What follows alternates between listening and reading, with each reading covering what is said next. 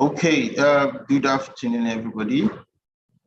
It's nice to have you here, and we'll be starting the webinar in a bit. We have some of our speakers already waiting, and we have some other persons joining us. It's nice to have you all here. In a few minutes, we will join. We'll just allow for, say, 5 minutes or about 2 to 3 minutes for other persons to join, and then we'll just start immediately. I see some of the speakers are here, and welcome. Bola, welcome. Bola, your microphone is on mute. Okay. Hi, I'm so sorry about that. How are you? How's it going? How are you? Good. Thank you. Nice to meet everybody on the call already. All right, that's fine. So we'll get to it. You'll get into it in the next 2-3 minutes. Just before we do that, I'm just going to mention we are also streaming live on YouTube, and we also have 1 or 2 members of the press as part of this, the meeting. So, Aramide, welcome. I see you. Thank you, Ayokunle. Good morning. Good morning. It's afternoon. Oh, it's here. afternoon. We're not sure where you are, especially when you're with multinational. Okay. Bonju, please confirm you're on the call. I see you on the call, but I just want to see you on the call. Bonju, are you there? Yeah, hi. Hi, Bonju. Nice to have you here. Sheye, I hope you're here. Sheye, please confirm you're on the call. Yes, I am. Good afternoon, everyone. I'm here. Oh, thank you. Thank you very much. So I think I'll just, since we're waiting for people, although we have already about 20 persons on the call, I'll just go straight into introducing and giving some sort of background to why we're here today. Let me just allow, because we have, okay. That's fine. So basically, welcome everybody to this webinar being organized by Kaizen Academy. The webinar is to discuss the Great Resignation, passing phase, or we're looking at it whether it's a passing phase or is redefining work culture. And to discuss this, we have some exceptional brains, some distinguished faculty, which I'll be introducing in a bit. But before we go into the panelists, I'm sure that we have all heard about the Great Resignation. It's a buzzword, and it's been with us since the end of the COVID pandemic. Well, it's not exactly at an end yet, but since the lifting of the lockdown. And for our Nigerian audience, there's also the issue of the Japa phenomenon, with the month of September and January being considered transfer windows, where a lot of employees will resign for pastures anew. And there have been similar concepts, showing the dissatisfaction of employees. There have been similar concepts, HR concepts that have evolved since then, one of which includes the silent quitting concept. Silent quitting basically involves the staff mentally withdrawing and showing a lack of commitment to the organization. What this then tells us now is that it's no longer business as usual, and employees are no longer willing to put up with old HR practices.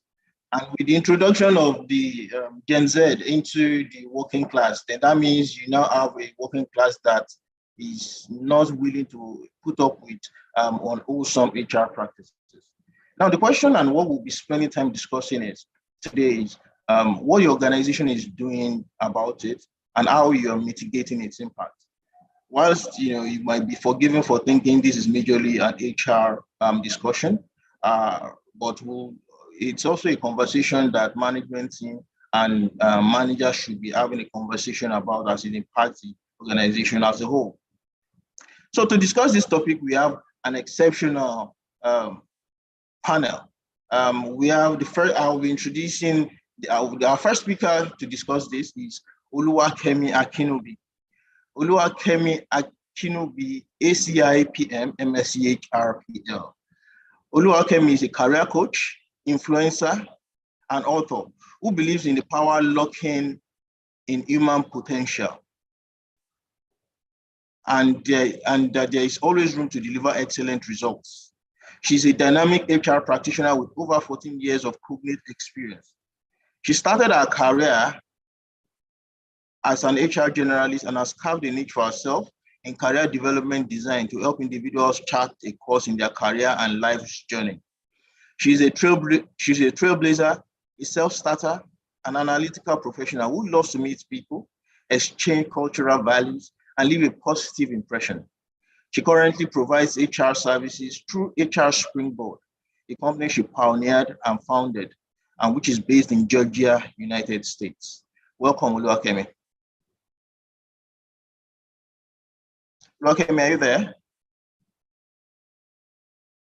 Your microphone is on mute, although I see you're here, but you're muted. Okay, so can you hear me? Can you see me?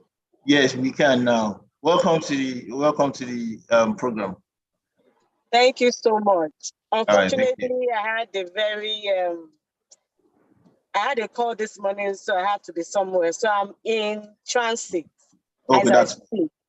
But I hope that I will be able to drop 2 or 3 points during this session. I'm so sorry that this had to come up. Okay. Okay, that's fine. Oh, that's fine, right. Kemi. Thank you, Ayokunle, for this opportunity, and good morning to everyone who is online this morning. Thank you, Kemi. And thank you so much. It's nice seeing you after a very long time. All right, thank you, Kemi. So the second part we're having to discuss this is Aramide Nwoke Dioko. Aramide is the Group Secretary and Head of Legal for CFAO Nigeria. CFAO is a French conglomerate specializing in automotive, fast-moving consumer goods, healthcare, technology, and energy sectors. Prior to taking a new role, Aramide spent over a decade with one of the top law firms in Nigeria, Banwa Nigodalo, practicing different aspects of law. She was involved in some of the biggest acquisitions in the fast-moving consumer goods and banking industries, including the acquisition of Chi Limited by Coca-Cola, the acquisition of Dangote Flour Mills by Olam International, and the divestments by Amcon in the Tribridge Banks, Enterprise Bank Limited, Keystone, and Mainstream Bank Limited. Aramide has authored many articles in leading law publications and has delivered several presentations on diverse subjects. She's a member of the Nigerian Bar Association, the International Trademark Association, the Institute of Chartered Secretaries and Arbitrators, UK and Nigeria. Aramide loves challenges and enjoys environments. Where no 2 work days are exactly the same. Aramide is an alumnus of the Queen's College Yaba and University of Lagos. Welcome, Aramide. Thank you very much, Ayokunle. I'm happy to be here. Thank you. Also to join us in discussing this is Omobolale Imafidon. Omobolale is an associate member of the Chartered Institute of Personal Development, CIPD, United Kingdom, and an alumnus of the Lagos Business School. Omobolale is a seasoned HR professional with over 14 years of experience in the financial services sector in Nigeria. She is currently the HR administrator for Focus Care Link, United Kingdom. And before she joined Focus Care, she was the head HR and administration for Coronation Registrars as part of the Coronation ecosystem. Omobolale will give you some perspective from the United Kingdom today. Omobolale, welcome, please. Omobolale, welcome to the... Thank you so much, Ayo, for the opportunity, and nice to meet everybody, my co-hosts, and the privilege to be here. We look forward to an engaging session with everybody. All right, thank you, Bolale. And also to join us as well is Bonju Akintola.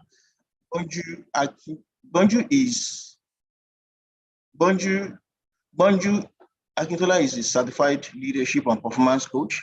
She's a learning and organizational development practitioner who has extensive experience working with senior executives in the voluntary, private, and public sectors, both in Nigeria and the UK. So she has worked with organizations such as Bet Niger, Sanofi Pharmaceuticals, Citizens Advice, Ford Motors, and she's currently with the United Kingdom House of Parliament. Bonjo has spoken at leadership seminars and conferences in Nigeria, the UK, Turkey, and Switzerland. She has also appeared on career, politics, family, and personal development TV and radio programs, both in Nigeria and the UK, all with tremendous feedback. She's a product of the University of Ilorin, the Coaching Academy at the University of Sussex, Rofi Park Institute, United Kingdom, and Stanford University, USA. If Bonjo were to be a business, our strapline will be building people and maximizing business potentials. Welcome, Bonjo. Thank you. All right. Okay. Last but definitely not least, we have Sheye Olurotimi. Sheye is the lead consultant, Cedar Tribe. For people in the consulting industry, he's not a new name. He's the lead consultant, Cedar Tribe Limited, a consulting and training outfit based in Lagos. He's also the founder of MSME Africa. He's a UK certified trainer with an international award in delivering training from TQ UK, United Kingdom. He also has a life coaching certificate from the New Skills Academy, United States, and a certificate in entrepreneurship and innovation from Scalabio. He's a council member of the Association of Professional Facilitators and Trainers in Africa. He's also an international partner of the World Business Angel Investment Forum. Sheye is a fellow of the Institute of Brand Management, Nigeria. He's an associate of the Registered Practitioners of Advertising of APCON, and he's also an associate of the Nigerian Institute of Public Relations. He's a member of the Association of Communication Scholars and Professionals of Nigeria. He's a faculty member of the African Franchise Institute and Innovation-Driven Entrepreneur Academy. Sheye also holds mentorship roles with the Tony M. Lumelu Foundation Entrepreneurship Program, the Cherry Blair Foundation, the Mentoring Africa Foundation, Leap Africa SIP, and content partner of the Faith Foundation's MSME Hub. Sheye has provided training facilitation to major corporates like the NNPC, First Bank, Nigeria Interbank Settlement System, Airtel, National Insurance Commission, BFD Group, Nigerian breweries, amongst others. Welcome, Sheye, to discuss today. Yeah, thank you so much, Ayokunle, and good afternoon, good morning, whatever your time zone is, to everyone on this call. I'm excited doing this. All right, thank you. Nice to have you, Sheye. So we'll go to the conversation. But before we start, I would just like to just state a few ground rules. Please, I'll appeal to everyone to please mute your microphones so that we don't have interference with our conversation. And please, if you have questions or comments, please put it in the chat box and then we'll read it at the appropriate time. So we'll just go right straight into it. And my first question is, I'm going to start with Omobolanle. Omobolanle, in your words, what exactly explains the Great Resignation? Thank you, Aya. This concept of Great Resignation started with Professor Anthony in the United States of America, where he predicted that a lot of people would leave their jobs, not necessarily because they have another job, but seeking opportunity for to express themselves in work. And a lot of people believed at the following the pandemic and the lockdown and the reopening of the economy that they could get better. And the pandemic has provided an opportunity for people to not be bound or restricted to a location, to have access to job opportunity. So the Great Resignation is then the period where people are just taking ownership of their lives and deciding who they want to work for, not minding their current location. So you have people in Nigeria working for companies in the US, you have people in America working for companies in Nigeria and across the world like that. So the Great Resignation is the opportunity for people, for employees to have the freedom to express themselves in work. And from the statistics that has come forward, over 20% of people in employment are seeking new opportunity. And based on the research that has been put forward, the companies or the industries that are most affected are the technology and healthcare sector. And you would see that a lot of the people that the early starters in the Great Resignations were the IT people, where there was a drone of movement, like a pool, to leave where you are and just experience what it feels like to work for a global company, even in your tiny space, in your little corner. All you needed is a laptop and be able to provide your service. And people were being paid in foreign currencies to work for multinationals, even in their little corners with their small cubicles. And also essentially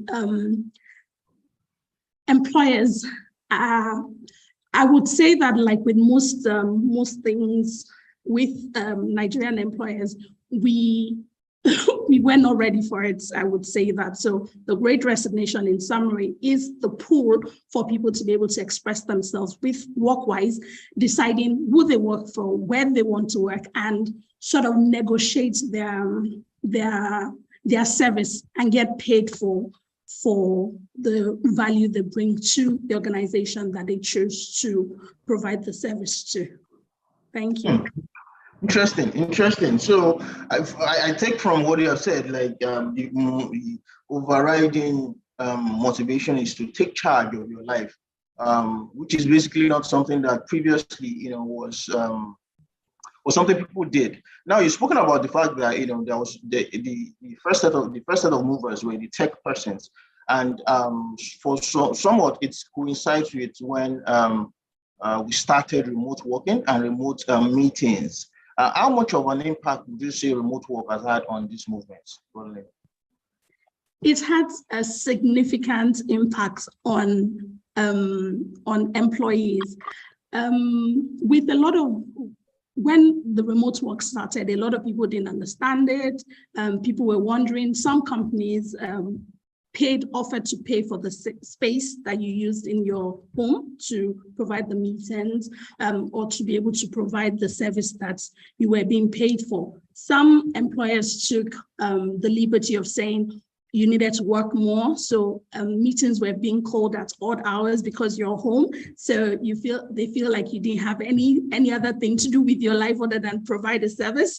And some other employers were considerate in their demand for your time, but by and large, it's had significant impacts. And people have asked themselves, if I can provide the service in my little cubicle in my house, or on my dining table, or in my bedroom, on my bed, why do I need to physically go to work for anybody when I can do the same thing and even achieve more while at home in my cubicle? And that really, for me, was the turning point for most people, thinking, if I can provide the service in my house, why do you require me to come to work 8 to 5 every day, driving through traffic and all the hassles that comes with driving on the road, or being in contact with people on the tubes and everything? So a lot of people started redefining what work meant to them, and it has impacted or reinforced the Great Resignation, in my opinion. Thank you. Beautiful. Now, that's interesting. So basically, I'll say that. So from what you said, people have now had to redefine basically what now meant to them, the priority they'll give to that. Interesting. So I'll come. My next question is going to be to Aramide. Aramide, you work with a multinational with access to different persons and different cultural values and different mentality. And even though you still are domiciled in the Nigerian office, I want to ask from your own perspective, why do you think the Great Resignation is happening now? What are some of the reasons you feel from your own perspective people are resigning their jobs and looking for pastures anew? I've mentioned the issue of the introduction of Gen Z into work. Do you think it's something that has to do with the age demographics, or do you think it's something that has nothing to do with that? What do you think are the reasons for this resignation? Thank you, Ayokole. So I always say something that the pandemic, it just didn't come to plague, it came to disrupted our way of life, our ideas of normal, our financial planning, our career aspirations. You know, the lockdown period forced families were forced to stay together. Husbands, wives had been so busy and leaving their families. Everyone was forced into the same room. People were forced to rethink their lives. And I think that period, people just generally thought, okay, this can't continue. I can't continue to live my life this way. Something needs to change. And I guess abroad, people lost their jobs during the pandemic, and as it was nearing an end, employers expected employees to rush back to work. But then employees said, wait, no, something needs to change. I was at home during the pandemic. I was working, everything was fine. Nothing fell through the cracks. So why can't I continue to work this way? Some people thought, no, why do I have to spend the rest of my life just working at a job I really don't like? There needs to be more. So it forced us to think, and it forced us to break out of some shell that had been keeping us locked in the cage. But I would say that really applies for the people overseas. In Nigeria, unfortunately, we don't have that luxury in Nigeria. So in Nigeria, I wouldn't even call it a great resignation, more like a great migration, a great, the CEO of Sterling Bank called it the great escape. Because Nigeria, we don't, with inflation at almost 19% and it's expected to remain elevated, the poverty levels are high, purchasing power is very weak. We're not, there are no jobs. Currently, statistics say that unemployment rate is nearly 33%. So in Nigeria, there's no great resignation. And if anyone should say, oh, there's a great resignation, I want to resign, they're on their own and they'll be out of the job. And people are waiting for the next. So the minute somebody resigns, there are 100 CVs or people waiting to jump back to take up that role. So in Nigeria, unfortunately, we don't have that great resignation. And why, I think you asked, why are people leaving? Why so many exits? It's purely simple, at least for Nigeria, the economic situation. That's I spoke about the inflation, I spoke about poverty levels, and people just want a better life as it is in Nigeria. People want greener pastures. The people that once I asked an agent today that what's the price of an economy class ticket to London, and it's about 1.8. So the middle class is continually shrinking. Under the Obasanjo, during the Obasanjo era, the middle class made up of about 38% of Nigeria's population. Today, the middle class is less than 10%. So there's every reason to want to leave, and that's what's happening. So in Nigeria, we have the great escape, not the great resignation. Okay, I'll still take you up on some of the things you said, which is basically to say that okay, what we have is the great escape, which I still think is still going to impact the resignation, because before you escape, you have to resign. But there's a fundamental issue, which is that yes, people resign and then some other persons take their place. How does it impact quality? In terms of, the persons taking their place were already, in the pool before the persons that had to leave left. So whilst you might say, yes, a lot of people can take over, does it not impact the quality of manpower over time? Certainly it does, which is why they also call it the big brain drain, because you also see that it's mostly the skilled workers and mid-professionals between 30 to 45 that are also moving. And it's all the top people that find that, oh, rather than suffering here for this little salary, I can get a better job overseas. And it's dipping because organizations are focusing on their talent, those so-called talents, and these talents are moving without training the others. So you find that the people that are left, there's this huge gap in huge gap in the quality of work, huge gap in quality of service. I mean, even in the health sector, for instance, the doctor-patient ratio, the recommended doctor-patient ratio by WHO is 1 to 600. In Nigeria, we currently have 1 to 5,000. So tell me, how, just looking at that statistics, how are they able to even provide proper service? So yes, it definitely has a direct impact on quality. It has a direct impact on even the people that are left behind, their ability to deliver the good skills, quality service. It definitely has that direct impact. And Nigeria is definitely feeling it at this point. Interesting, beautiful exposition there. So I'm going to go next to Kemi. Kemi, you practice and you provide HR services in the United States. From your experience and from what you have seen as per the Great Resignation, would you consider the Great Resignation a global phenomenon? All right. Once again, good morning, everyone. And thank you for the contributions that the other panelists have made. And well, like Mbalali said, that this concept started after the post period of COVID. And you would agree with me that in the US, we had a greater impact of COVID. And like Haramide said, that after that period, people began to have a rethink, to say that for the fact that I was able to spend 3-4 months with my family and I'm not dead, you know, and I've been able to understand that there are other things I can use my time for. So people began to drift into what we see as entrepreneurship in the US. People have started drifting from the fact that I can do 3 hours with my boss and also go on my own business. So for me, in the issue of the Great Resignation is a phenomenal thing. It's a global thing right now because everybody is feeling the heat. You know, like Amade said that there is none in Nigeria, but in other ways, we have other impacts here in the US. Why? Because people now want to live their life. They've seen that there is something I have always said, that life is the life rated.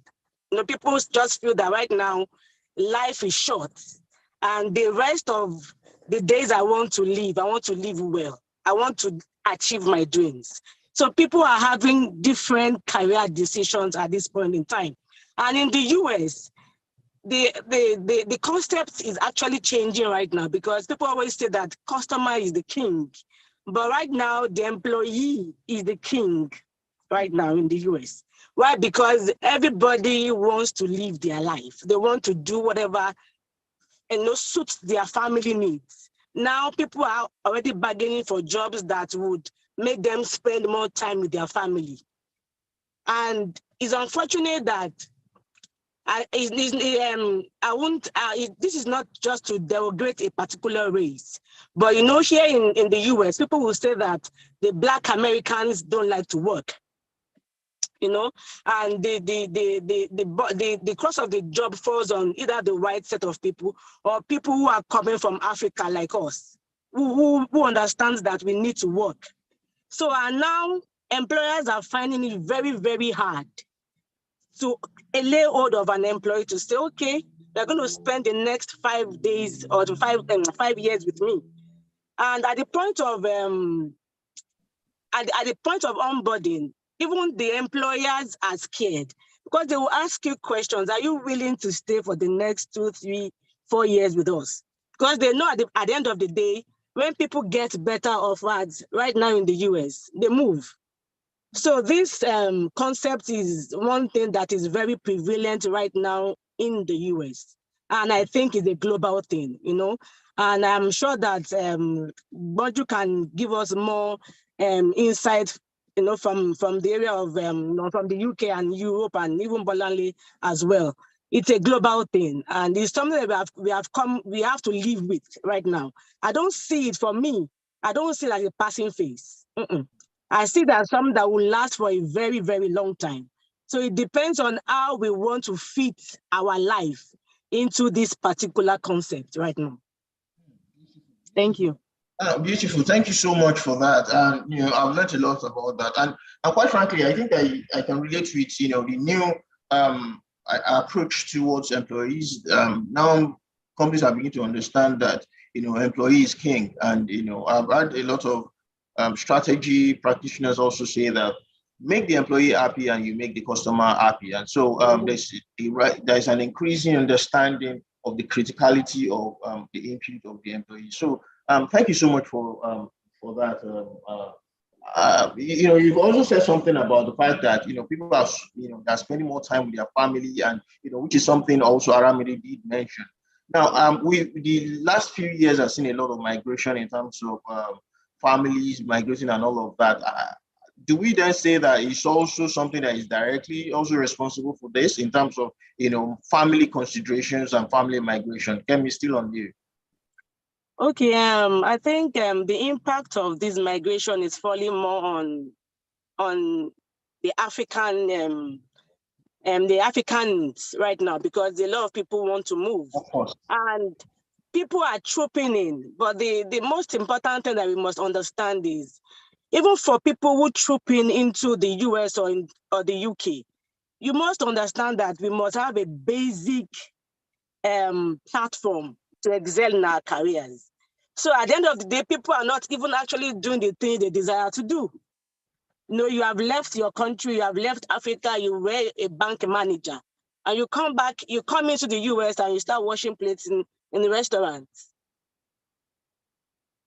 Do you understand?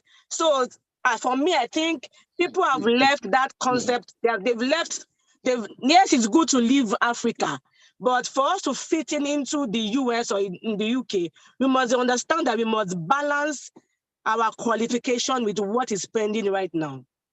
People come here and they do odd jobs. I'm not saying that odd jobs are not good. I've done odd jobs in the past, but it takes us a bit of time to fit in totally into that culture.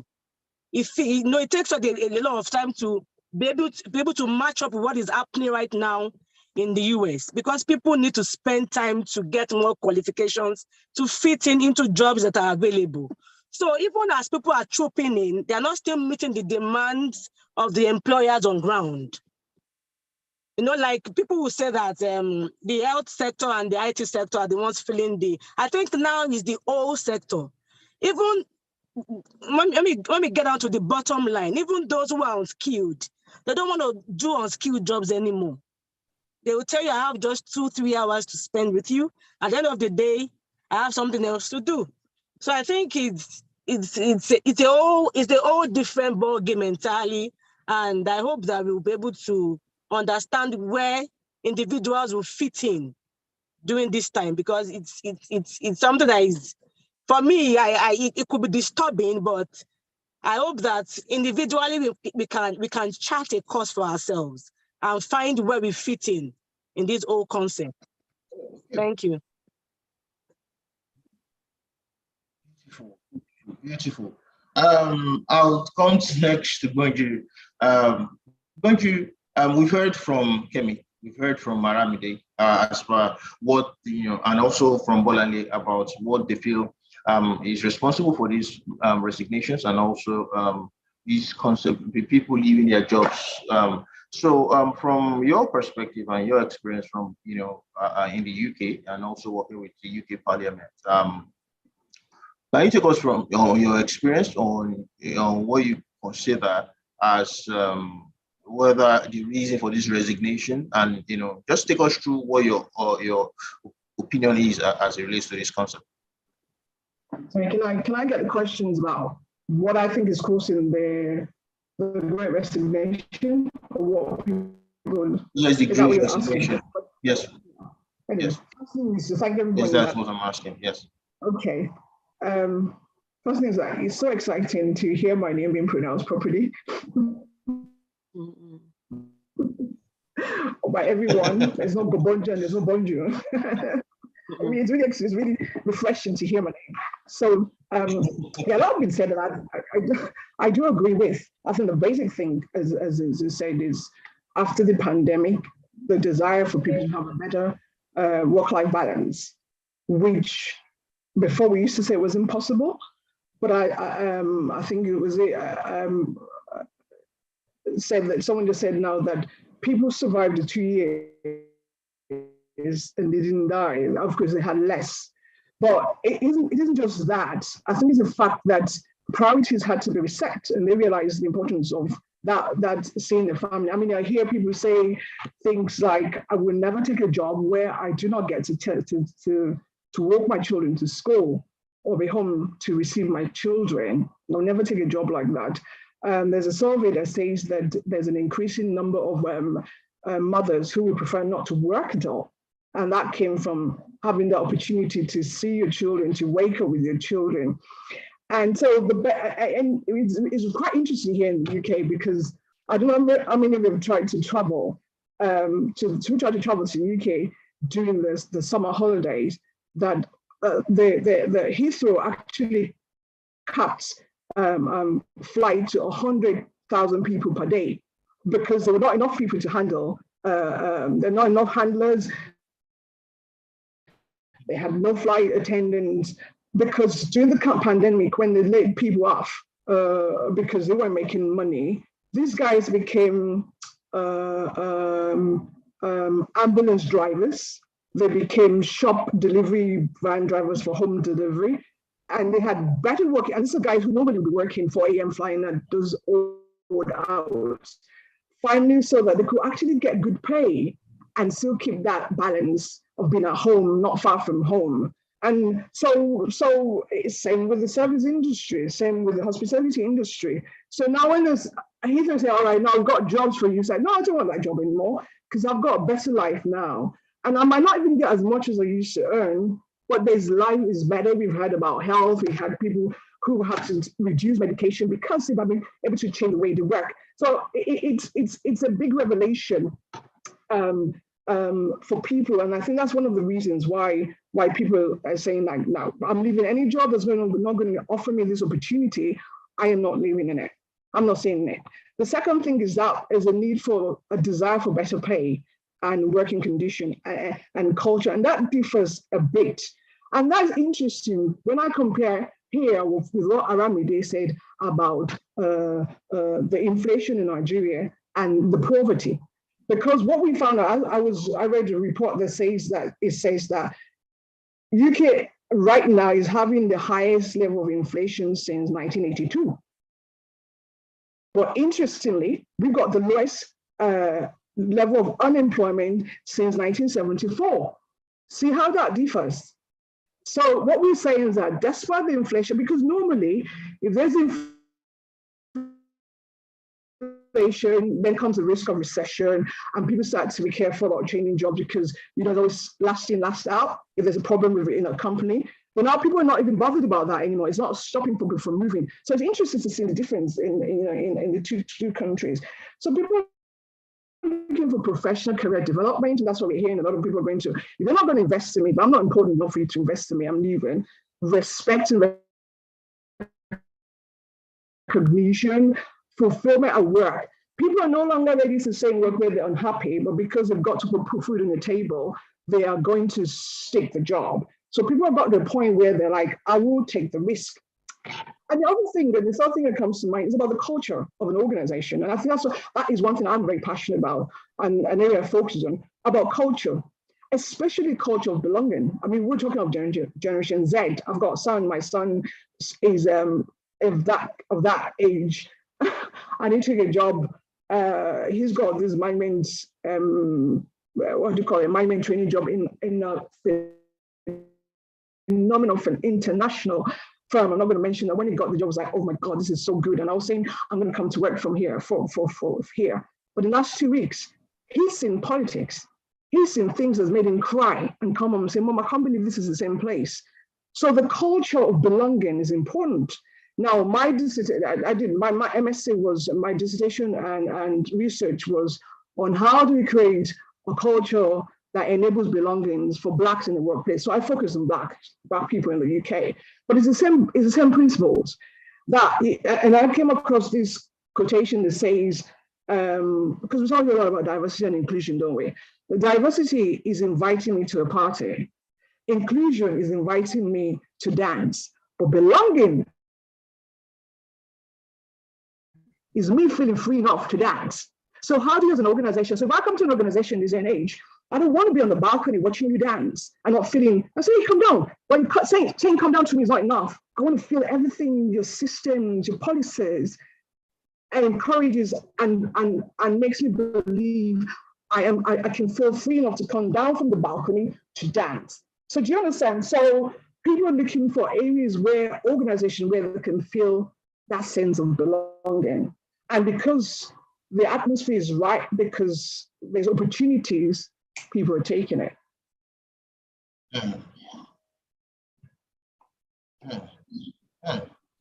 Interesting.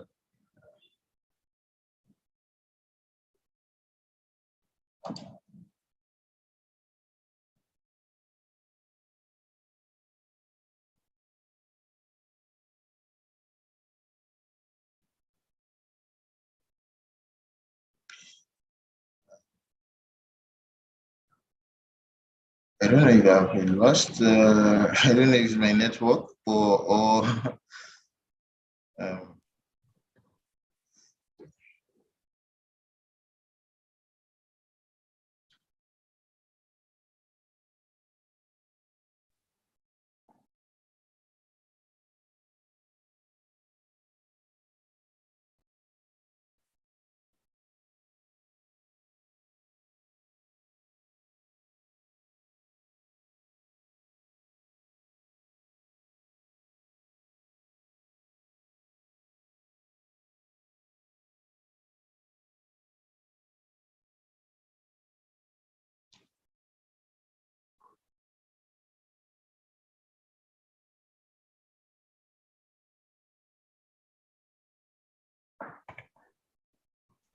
Can you hear us, Ayokne?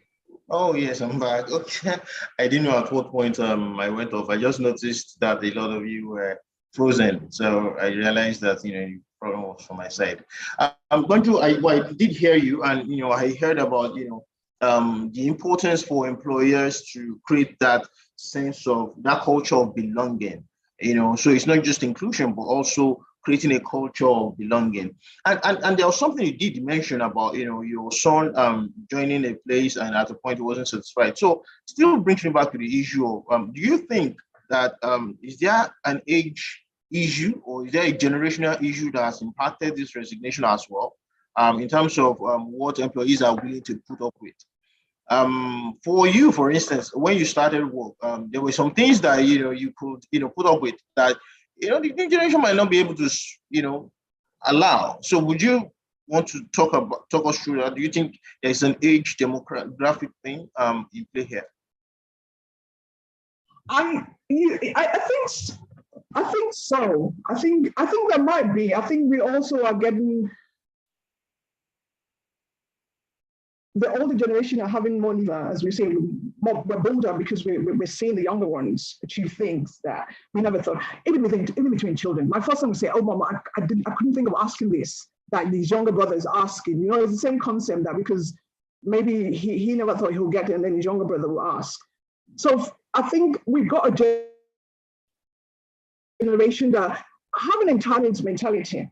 Well, because that entitlement, they feel bolder to challenge.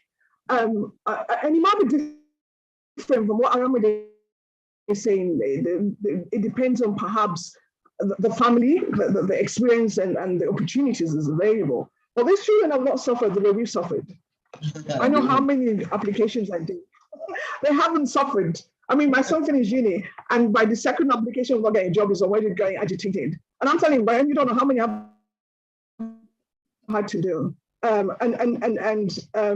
it Kemi that said about jobs she's had to do to start off in America? So it might be that has given them that boldness to challenge, to say, I'm not taking this. But the global, the fact that the world is now more of a global village than when we started, I think that gives them that opportunity and that privilege that we didn't have. That's what I think. Beautiful. So I'm going to come, beautiful. I'm going to come to Sheye. Let us look at it from a macroeconomic point of view, from a country point of view.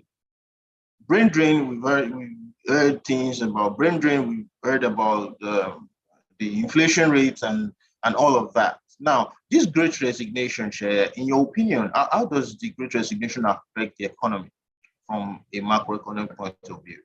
All right, thank you for that question. So, of course, the great resignation is something that affects the workforce. And anything that affects the workforce of a country or of a continent or wherever will definitely affect the economy. But you will just permit me to probably talk a bit about the reasons for the great resignation and try to match those reasons to the effect on the economy, because it's not a one-size-fits-all thing. So we have like 5 R's identified as the reason for the great resignation. You have retirement, relocation, reconsideration, reshuffling, and reluctance. And I'm happy that the other panelists have basically touched on all of these 5. And if I will bring it home to make it look like an economic or an entrepreneurial thing, I'll talk about reasons like relocation, which is the major reason why people are leaving Nigeria.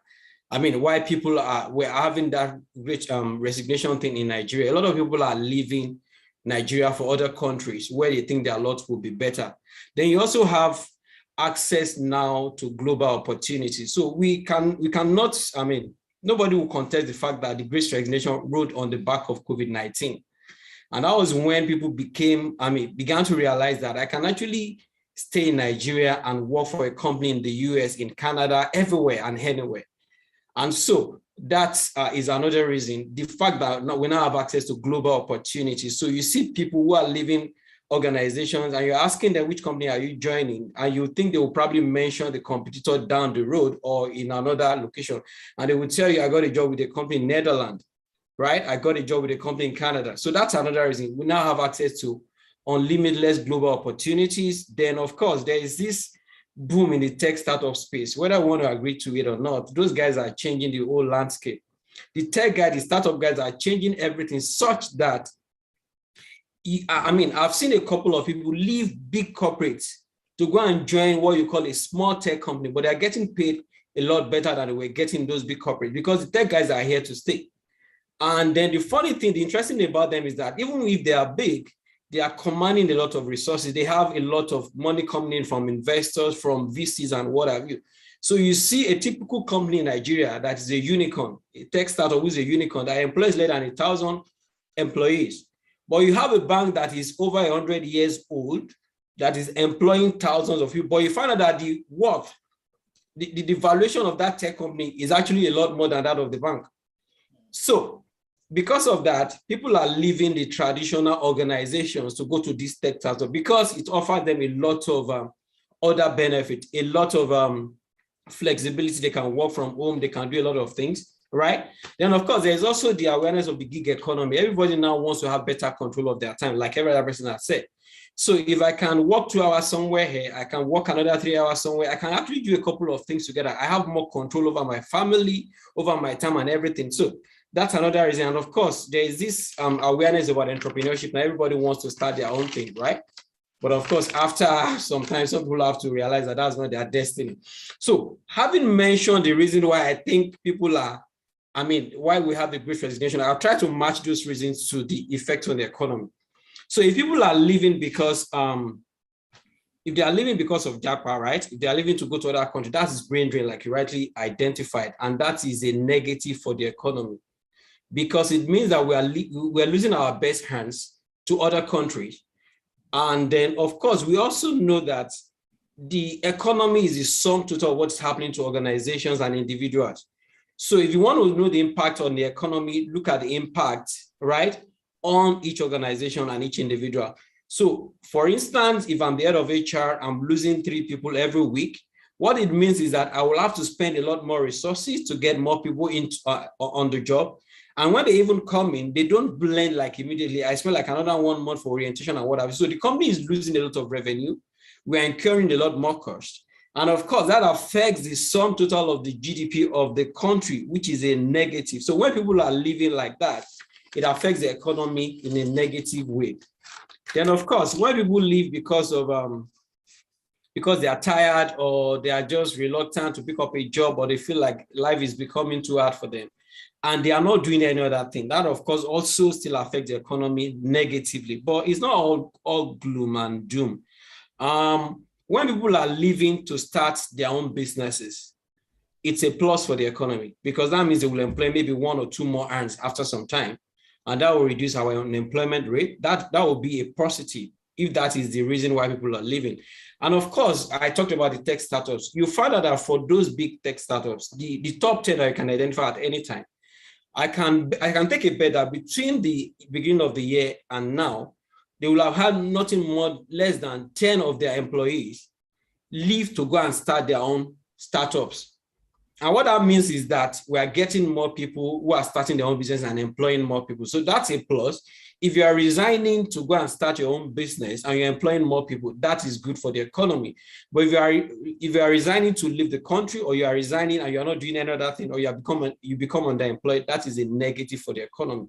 So basically, the impact on the economy is actually not one way. It depends on the reason why the people are leaving and what they are doing even afterwards.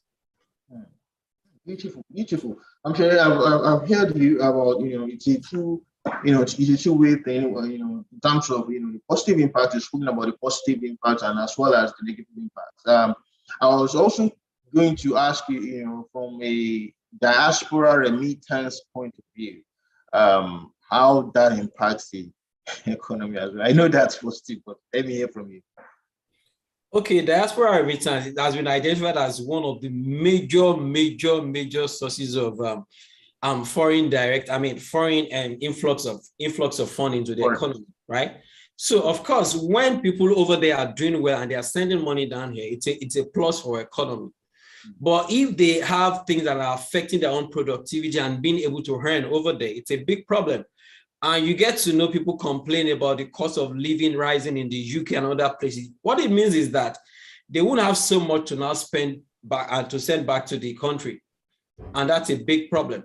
But on the other hand, when you talk about influx of money into the economy, FDI now, we see a lot of money coming through the tech startups. So you get to hear that a particular startup has got just got $10 million worth of funding. Another one has just gotten Series A fund or Series B or whatever. And so those monies are coming into the business spaces. But when it comes to what individuals are sending into families, I think it's shrinking because their own cost of living are rising over there too. And so that means they have less money to send down to the country, to Nigeria. Interesting. Interesting. Okay, so I'll come to Aramide in terms of, we've heard Sheye say things about negativity and the negative impact it has, the resignation has on employers, and significantly, the extra cost it gets to replace the employees that are resigning. So now, from a legal standpoint, how is the legal person, the head of the legal function, able to assist management to stem these exits? Are there controls from a legal perspective or from a legal angle where that can be implemented, or some sort of legal controls that can be implemented to stem these exits? Well, as far as I know, there are no controls. Excuse me. Employment relationships are basically governed by the law of contracts, and as under Nigerian law, and I bet under other laws as well, contracts can be freely entered into and exited from so far the provisions are complied with. So there are no legal controls. But what can be done, and it's not from a legal perspective. We've spoken about the economic crisis, we've spoken about the cultural issues. It's how employers respond to all these issues that will determine whether they are creating that safer environment that would at least, because employers would always leave, but at least will make it difficult for some employees to want to leave. So from the legal perspective, and just to answer your question, you can't force someone. You can put controls. Okay, beautiful. Thank you for that. Before I go to the next question, I'd just like to inform everybody. We have the chat option.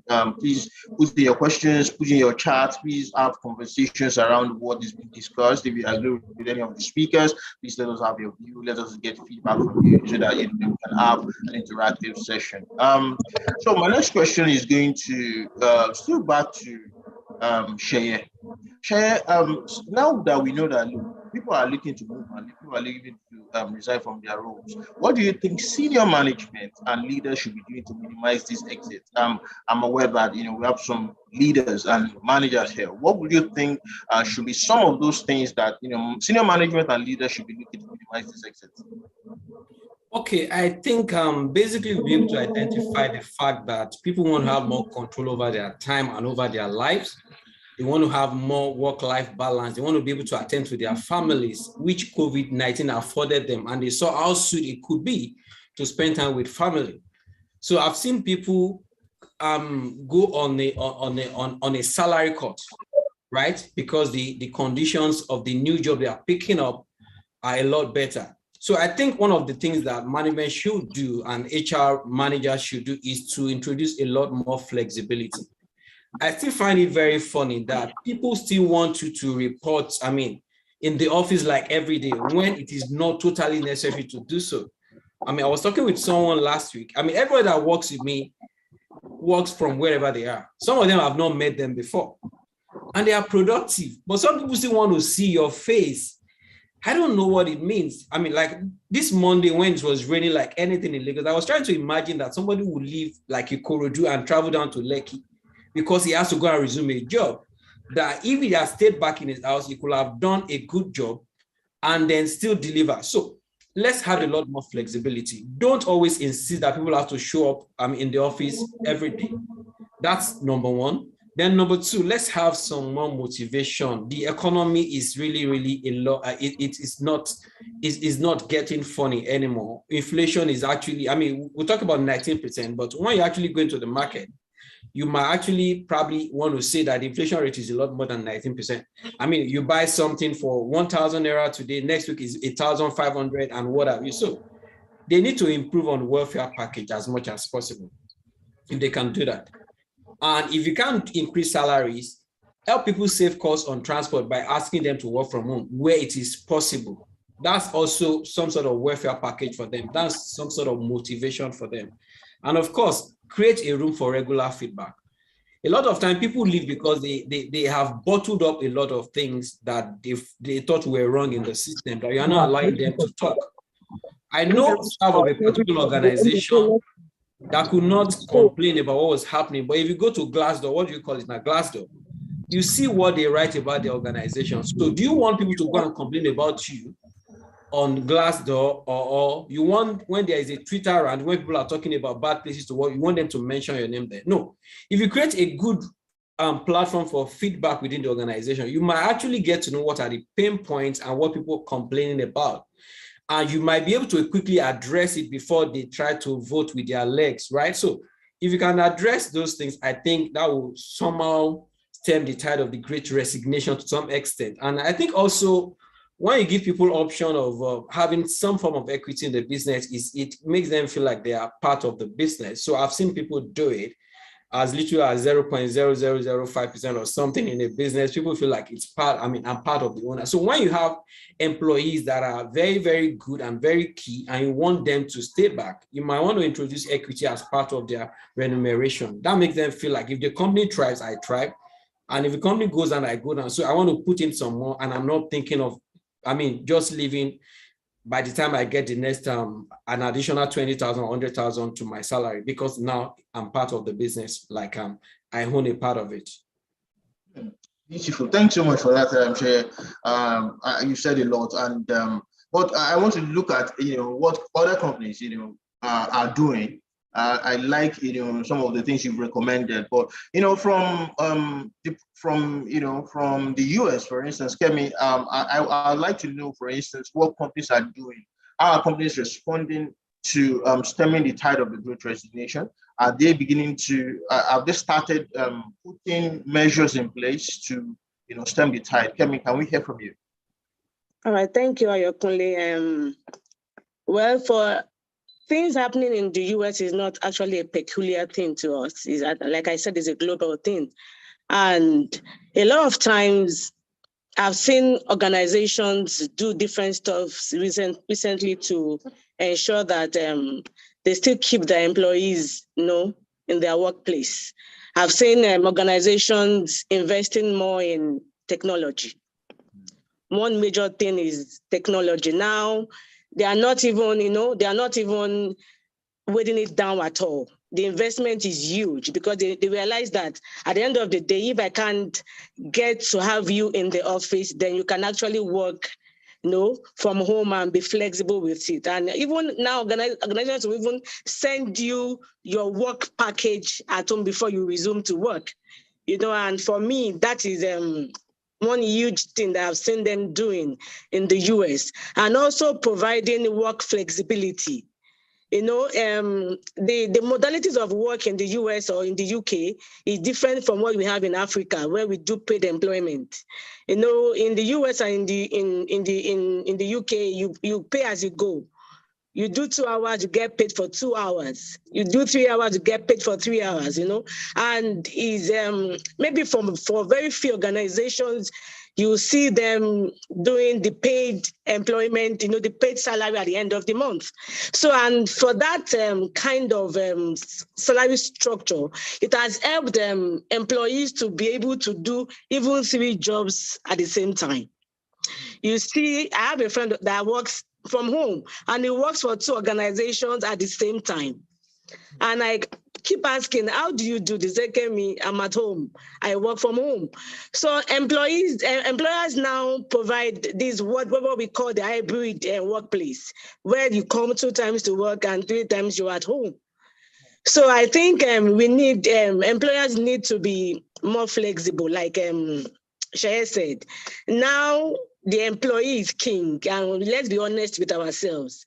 If we are not showing empathy at the end of the day, to be able to say that you can attend to some family functions while you are doing your work, then we're going to shoot ourselves in the leg, because people want to face their lives. And like Shaya said, that human resource managers at this point, it could be a doubting task for us right now, because we are at the center of everything. We want to ensure that work is going on well, and also satisfy our employees, and also the employer that has employed us. So it's a tough task for us. But at the end of the day, it is what it is right now. We must ensure that we are able to fit into what we, the tide right now is very high, and we must be able to swim to say, okay, at the end of the day, I'm fine. So now, even here in the US, organizations now provide even gym membership for their staffs. People bargain gym memberships right now because they want to take care of their health. Yeah. So the bargaining power is becoming very different. People now offer crash services for mothers who have given birth, and to tell you, okay, while you are at work, you can actually attend to your baby. So I think employers should be more flexible, and let's find a way around it. I always tell some of my clients that you can't be tough at the end of the day. Yes, it's okay, because sometimes the employees will want to drop the ball. Sometimes they want to just, do whatever they like. But at the end of the day, work must go on. So I would say that a lot of things, some things that even it has not become normal to us. When I hear of some bargaining power that some employees have right now, I begin to wonder, these people are smart, and people are actually thinking outside the box. They want something that will satisfy them, and they want to just be happy. So that is the trend in the US right now. Beautiful. I'll just take, part of what you've said about flexibility, empathy, which is also what was echoed by Shaya as well. So I'm going to come straight to Omobolale. There has been a concept, in discussions as a way of solving, or stemming the resignation that people are talking about, great raise, about, maybe raising the salary, massive raises as a means to curtail these resignations. Would you consider this a good approach, or what do you think the Great Race is going to have on the Great Resignation? Thank you, Ayo. Like a lot of people that have echoed the sentiment, for a lot of people is beyond money, is beyond salary. There has to be more than just salary. You can't treat me badly as an employer, and because you're paying me so much money. In this time, it doesn't work. You can pay me more money than the next your competitor or even somebody in a different industry.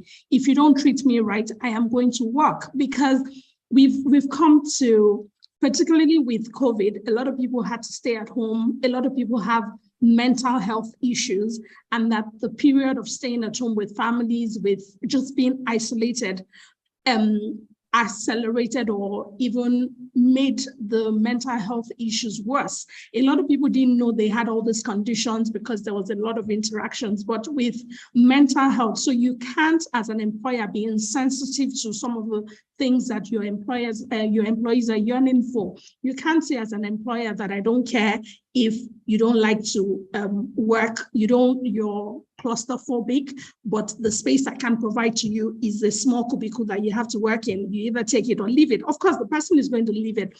Particularly in the UK, a lot of people, I work in the health and social care sector, a lot of people are struggling to recruit people to work in healthcare.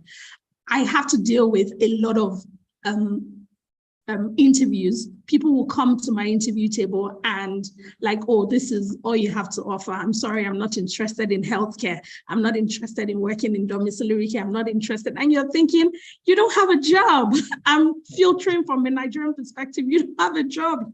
Why won't you take this opportunity? But it's beyond that. People are asking themselves, why do I have to work for you? I have been out of job for a couple of months, 3 months, 6 months, and I'm living fine. So why I need to get what is right for me? So the smart employer should realize that it's beyond money. I'm not going to, if I'm paying you, you can't just say, oh, I'm going to pay you £15 an hour.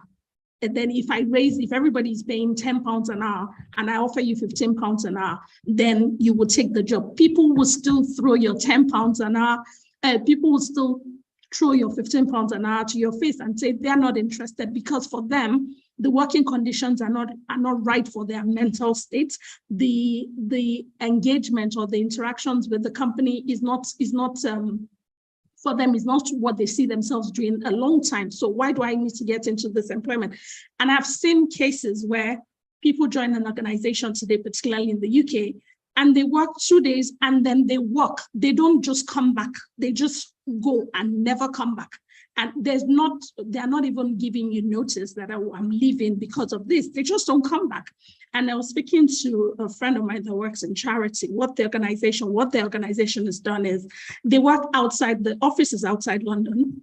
A lot of people has had to work remotely, but now they want people to come back to work for the community that they have, the office community, the bond and everything. But what they're offering to people is, yes, we have an hybrid arrangement. You work 2 days in the office and 3 days at home.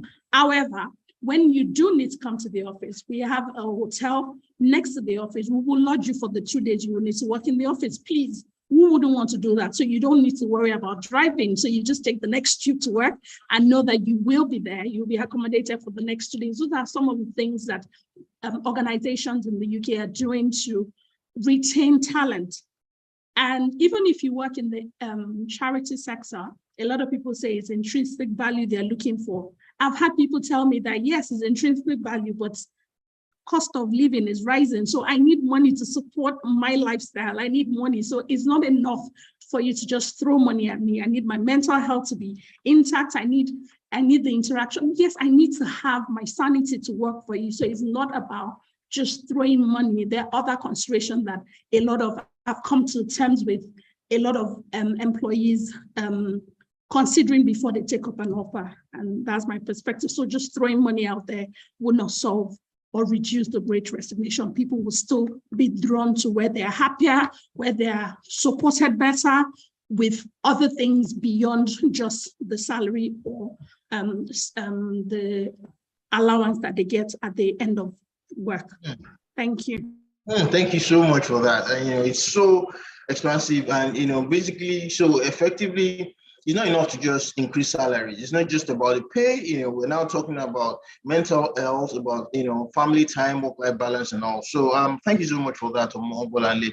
My next question is going to come to Aramide. I know we've spoken briefly about this, but I'm still going to ask her the question again. Now, we've said that for the Nigerian version, we can say it's the Japa phenomenon, that is the Nigerian version of the Great Resignation. What do you think the experience is like in Nigeria as it relates to the Japa phenomenon and also the Great Resignation? Okay, thanks. So first, this is not the first time Japa is happening in Nigeria. It happened in the late 1980s, early 1990s under the Babangida regime. In fact, there was this jingle that they put out then. Somebody was singing it to me today.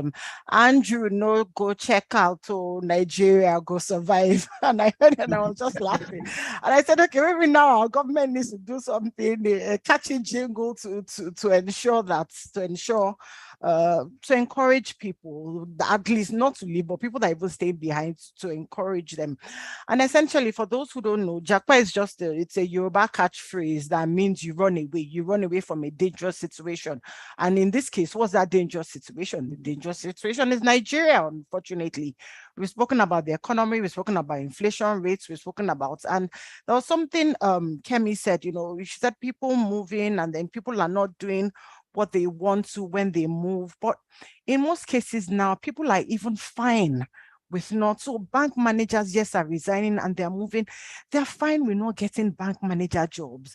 They're fine with, say, working at the supermarkets, the Walmarts, the Asdas, because they know that even when they move and they're working, let's say at some Asda, a supermarket chain or something, they would still live in a decent environment.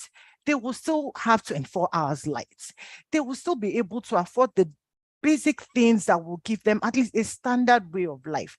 Their children, more importantly, will have access to good schools. They would have access to better opportunities. So why not? Why not? Why are we staying back? I was with someone this morning and I was with a nurse this morning and she was saying, even her colleagues keep on asking her that, why exactly are you staying? Her colleagues that have moved, why exactly are you staying? And with Brexit, the UK has opened up, they're taking in more people. People are moving and getting good jobs. Yes, people are getting the McDonald's and all, but people are getting very good jobs. I know someone that used to be a secretary, moved to America in the last 2 years, and he did courses and courses. He has bought a house. I mean, this is not everyone's story, but the fact is, people want a better life. People want something better for themselves. And even if they can't get something better for themselves, they want something better for their children. Hence this Japa movement. So I think the pandemic lets everyone saying, okay, this can't continue. There needs to be more to life than this suffer head that we go through every day. Some of my colleagues at work, for instance, they spend 4 or 5 hours in traffic every day coming to work. Whereas they can go somewhere else, get a remote job, stay at home, work from home, or just go somewhere where some economy works. And things are not looking better. Dollar today is dollar is 705, and with every looks of it, it may just pick at 1,000 naira. And this is the country that is largely dependent on imports. So where exactly are we going? So for now, yes, we're still in this Japa movement. People will move. People will continue to move as long as the economy continues to remain like this. And so far, we don't have presidential aspirants. They're not coming up with cogent plans to get us out of this rubble that we are in. It's going to keep on happening, at least for the next 2 to 3 years. People will move. Interesting, beautiful. I like that perspective. My next question is going to be, and what part of what you said, I did take a lot of from what you said, which is, part of what it is people are more willing to live comfortable in jobs here for just to get what is considered in the Western part world as basics, good security, healthcare and all of that. So it's not just about the money, which is also what Bolanle has said earlier. Before I go to my next question, which will be directed at Donju, I have a comment here by Taiwo Akinyele. Taiwo Akinyele is saying that he or she, I don't know, works in a contact center, service center in Nigeria, and the nature of this job does not fit into work from home template. And so he or she is considering that maybe there might be a need for a shift in career. And I've seen a response by Lady, my former colleague, who has just relocated to Canada. And he's saying that, look, there are actually some contact center jobs that offer work from home opportunities. He recalled calling a DSTV customer care some time ago, and even customer care for DSTV was offering work from home opportunities because you could hear the sound of baby at the background. So I'm going to throw this to any of the panelists.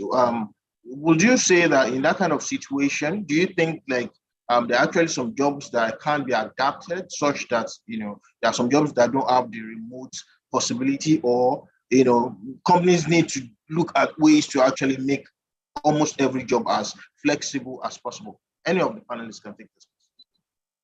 I can come in here because from here, I think organizations have to be more creative. I don't know about American, but I think Bolanle will agree with me that almost all our doctors are working from home. So it's so hard to get a doctor's appointment face to face. So we do telephone consultations, what we have here. And even from that first telephone consultation, they realize that the things you might need to see someone in person, then you get a second appointment. And if doctors can work from home, I have a friend who is, nurse practitioner, I think that's quite high up. She works from home, and she reaches the hours. She works till 10 p.m. sometimes because she works with the 999 number. And so she picks up from home. And yes, you are right about that person that responded regarding call centers, because there's no bank that you pick up, that you call here, or even my Wi-Fi went down and I call my provider, is definitely someone in India. You can hear the marwas, or what do you call it now? Used to marwa when I was in Nigeria. You can hear the sound outside, this, and what happens is when you call in, and the automated response on the phone will say, our employees are working from home, so be patient with them. So you're already prepared to hear children hackling and crying in the background. Of course, it's not professional, so they tell them not to do that. But we have to be creative. The other thing we're realizing is that it actually costs less. Now, I know Nigeria is peculiar because of electricity. To have someone working from home, I'd rather go to my office and use the electricity, which is what's going to happen here in the UK, because we've got this ridiculous electricity issue right now. And I'm saying come summer and come winter, I'm not putting my heating up at home. I don't live in London, I live in Hertfordshire, but I'm ready to travel to London because it's cheaper for me to go to London and to put my heating on. So that's how we have got to be. Organizations should look at it. The cost of setting somebody up at home and reducing your overhead in office. The House of Commons, with the offices empty, because the point is always coming to work. So you've got buildings you're paying tons of thousands of pounds for in London, center of London, but people prefer to work from home. So it's to be creative and to actually think, and as we say, outside the box. Interesting. Okay, let me just okay. Yes, Aramdi, please.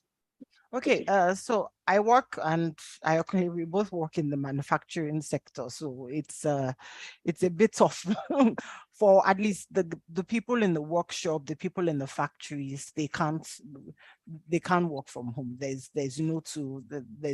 But the supports can work from home. And we've had this debate in my office, and I'll just quickly say this. An argument was we're a team.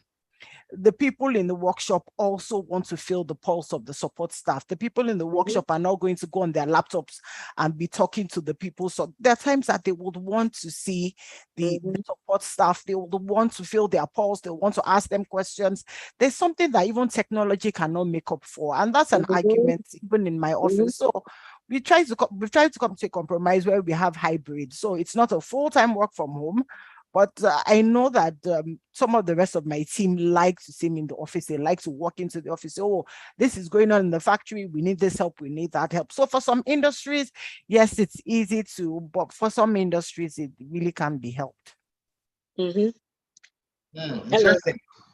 Okay, please. Yes, Kevin. Okay, let me just mention 2 critical points. Like Amde said, that we cannot actually replace people with those helping with that, with those cartoons that we see on our laptops. We can't replace people with those trainings that have been done and given to us as from an instructor online. So the skill of people in the workplace is very important, and I'll be very honest with you.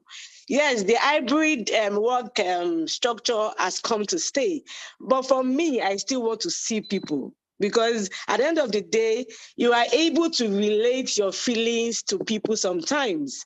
So for me, yes, there are some departments that you cannot but be on ground. It can't be 100% hybrid. It can't, because the operational staffs can actually work from home sometimes, And also let me talk about the person who raised that question on a career shift. And it's important that we must lay down our career plans. If working in DSTV does not fit your work life, yes, it could be very hard to manage that in Nigeria, in Africa, where when you lose your job, it's like a death sentence. You lose one job and you are actually thinking, am I going to survive this? So it might not be applicable to those in Africa, but I beg to disagree to an extent that we must put down paper and Bible. Let me use that particular word, or paper and pen, whatever you want to call it, and design your career path. This is my core area. I always tell people, this is your life. You might take the risk and suffer for it, but at the end of the day, you'll be happy that you are doing whatever that you have moved on to do. So I know that in time past, I've taken decisions that almost burnt my fingers, because I will actually resign from a job and I'll have nothing else to do. And people ask me, are you crazy? Yes, I am. But at the end of the day, I will get a job that I'm happy that I'm doing right now. So let's ensure that we take ownership of our career life. Let me use that word. Let's take ownership of it. Let's design. Let's sit down and tell yourself, in the next 5 years, I don't want to be here. In the next 10 years, I want to be here. Let's ensure it's something that is consciously done by us. Thank you. Thank you, Kevin. Thank you so much for that. It's quite interesting. And I was going to also comment on what Aramde did say about, the manufacturing industry and not being able to adopt some work from home. I'll be interested to hear what the audience has to say in the comments as well on that, because I think, for instance, from what Bonju has said, I think at this point, you might want to have a strategy session, so to say, by the managers to brainstorm on how how working from home or remote work or flexible work can actually impact the company. She has said something about the fact that, look, what about the cost? Typically, when people work from home, it reduces the operational cost for the company. So I think that it's something that from a strategic point of view should be a conversation. And so and I feel that it's also something that manufacturing industries might be able to have a strategic conversation on how it can actually work. I can give you 1 or 2 instances. So for instance, yes, the factory workers may need to come, but then you can start thinking along the line of rotation. you can start thinking in line of, okay, a set comes in and another set comes in, and then you can start thinking along the lines of, okay, if these are support workers, if these are support staff, back office staff, middle office staff can work from home and all of that. So there's actually there are ways around it. So I think it's something that from a strategic point of view, companies should be looking at. And I don't know if you definitely agree. I see some big eggs also as well in the comments. I see Chinwe and Boy. I'll be interested to hear what they feel about that. Kemi still wants to have something to say about that. And okay, Kemi, please then. Okay, yes. On job rotations, I think it's something that we've not been doing so much in Nigeria. And I remember years back when I used to work with a facility management company. Then back in Nigeria, my boss would tell me, Kemi, do you want to work in the accounting department for 2 days? And the day he gave me that option, I was looking at him that, are you serious? CEO, are you serious? Working in account, I don't know anything about accounting. And I remember that I took up that challenge to work in the accounting department. And I ended up spending 1 month in that department because I enjoyed it. So I think it's one thing that managers must inculcate into our work structure right now. Let people do something else from what they have been doing before. Let's move to another department. I went to different departments. At some point I was in operations. At some point I was on site. I'll put on my safety jacket and my ADAT, and I'm on site. So I think it's one thing that managers must inculcate right now. Let's bring in different things that will make employees happy. So sometimes I, for one, I get tired doing the same thing all over again. That is why people always tell me I'm always on a career flight. I spent 2 years in an organization, I move on. Why? Because I just get tired. So let's inculcate that habit of rotating jobs. They might grumble, but at the end of the day, they will learn 1 or 2 things from that particular department. Thank you. Thank you so much. Thank you, Kemi. And before we go straight to Omola Bolanle, which just to still buttress what I said about, there was a time that a few months ago in Berger Paints, we did introduce a 4-day work, arrangement where Mondays are off, and then people come to work for 4 days, and we try as much as possible to ensure that whatever work needs to be done has to be done within the 4-day period. And so that helped, and of course, the feedback has been great. And, of course, when it was introduced as well, we got a lot of feedback nationwide where people were like, wow, this is actually salutary. And that just goes to tell you that even within the manufacturing industry and sector, it's something that it can actually be done. And so, let's hear from you. Thank you so much. Yeah, anything is possible if we put our mind to it. When the lockdown happened in Nigeria, in 2020, my company at the time, Coronation Registrars, was not structured for remote work, but there was a complete lockdown in the country. We had to get approvals to move around. So we had a team that had to work remotely. So maybe the current structure of the organization is not permitting remote work. The company needs to decide, do they want to lose the current crop of staff they have in this great resignation, as it were, and have nobody do the job? Or do they want to encourage by making amends where necessary, making the necessary investments in technology to allow them? My company at the time had to make a lot of investments in technology, and it made it possible for us to work remotely. So by the time the second lockdown came, it was easy to work remotely. So they need to find a way around it. And like Kemi said, the person asking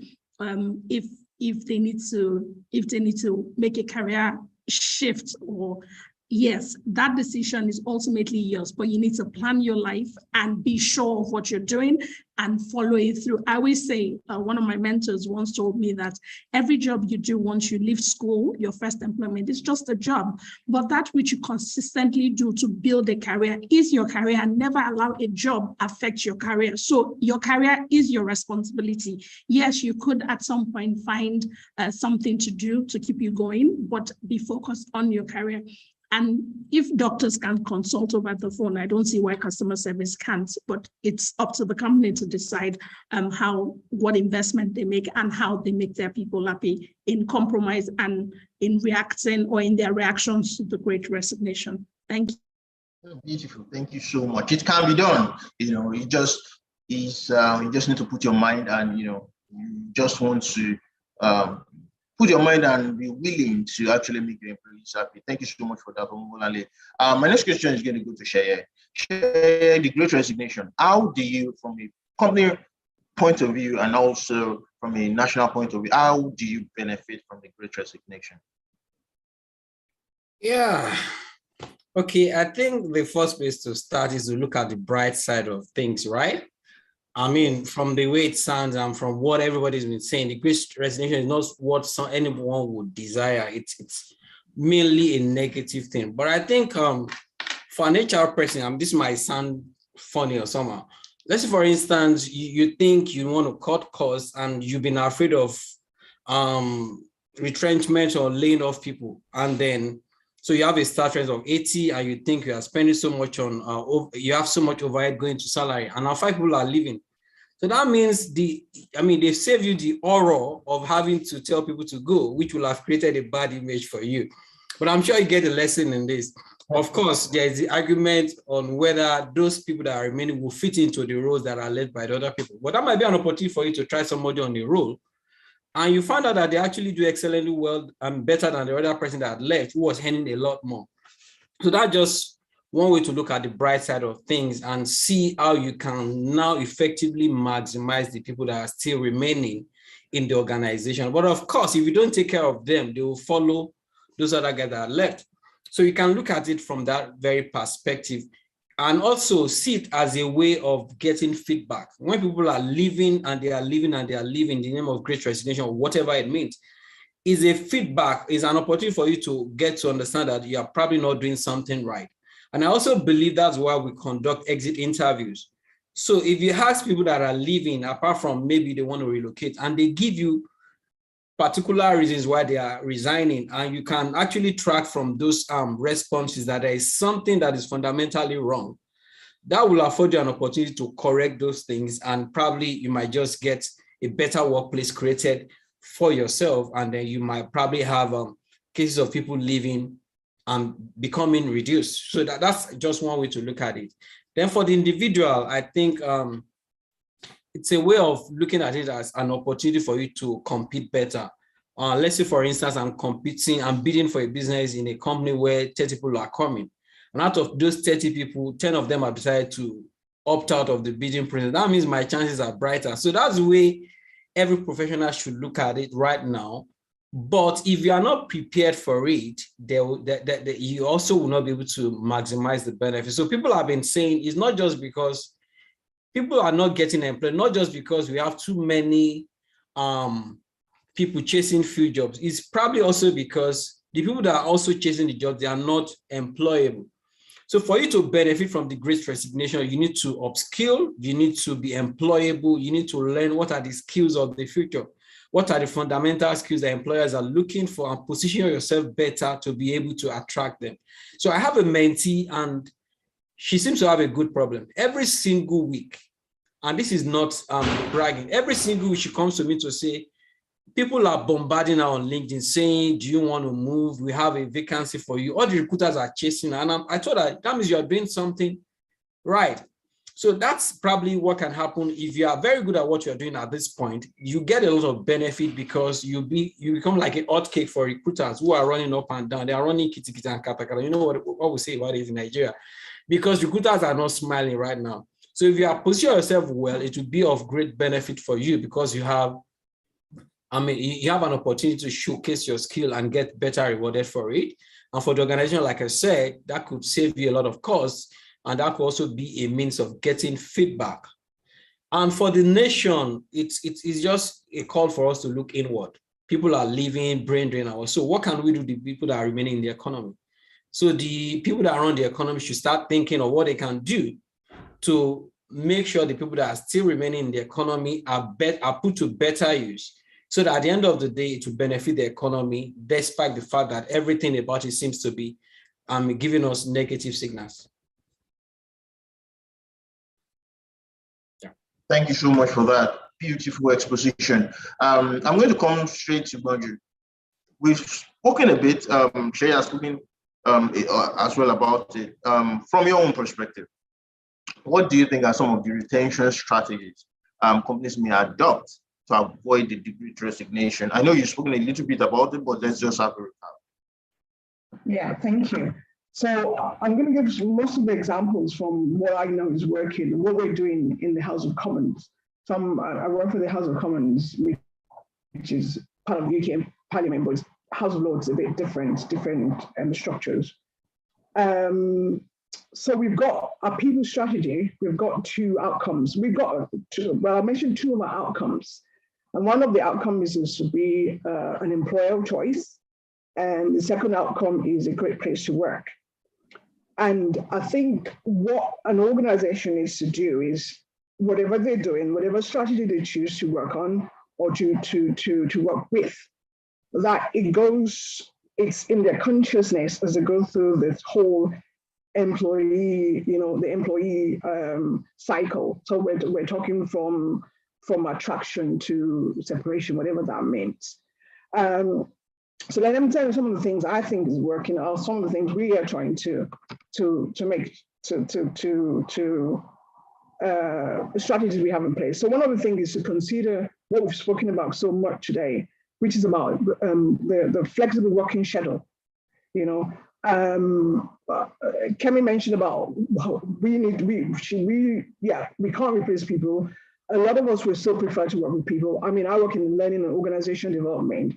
I still prefer to have workshops and think tanks in person.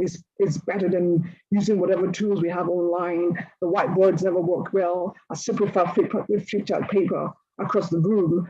But the point is, if the employee says that's what they prefer, that's what's going to make them stay. We've got to consider them, just as Chaya said, for our own good.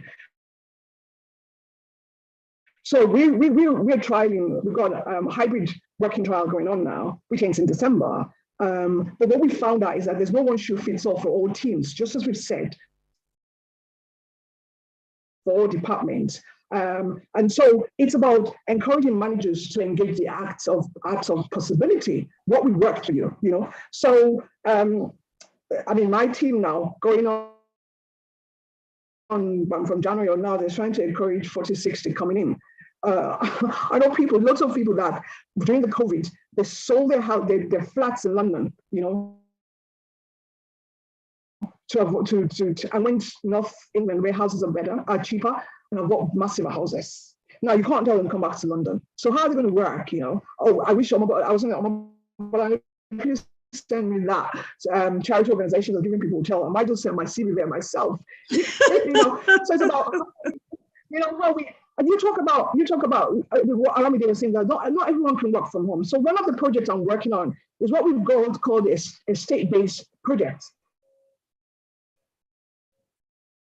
So unlike most organizations that have the security, the cleaning, the catering contracted out to agency, we have them as staff.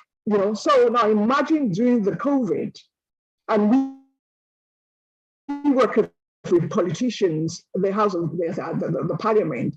So while we were shielding at home, they were coming to work because they had to provide food for the MPs that came to come to work. So we've got the engineering, the maintenance team, we've got the catering team, we've got security. How do you do security from home? We've got the security team. We've got so many teams that can work from home. And so it's how we balance. We talked about, we're doing rosters in such a way that it shows empathy and that we've got you in our mind. So it's about how are we considering how you can work with that art of possibility as you work on flexible working schedules.